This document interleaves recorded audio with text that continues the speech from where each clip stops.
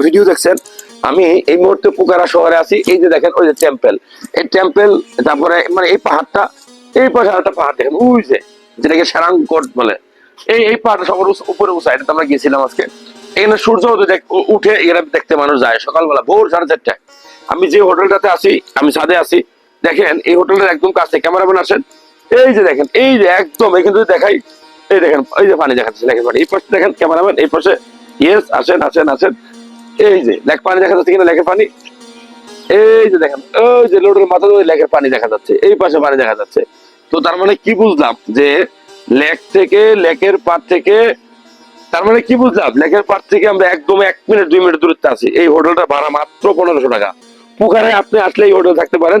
হোটেলটার নাম travel in, এটা বিজ্ঞাপন দিচ্ছি না, মানে আপনার সুবিধা। আর যদি থামেলে থাকেন, কাঠমান্ডুতে থামেল শহরটা বিখ্যাত, ওইখানে ঢাকা হোটেল থাকবেন মাত্র 1500 টাকা।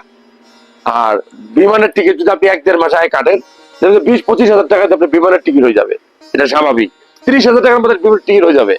তো আসা যাওয়ায় 30, আর একুশে থাকায় সব মিলে 30, 60-70 হাজার টাকায় কিন্তু আপনি 50 থেকে 70 হাজার টাকার মধ্যে খুব ভালোভাবে আপনি নেপাল ঘুরতে পারবেন।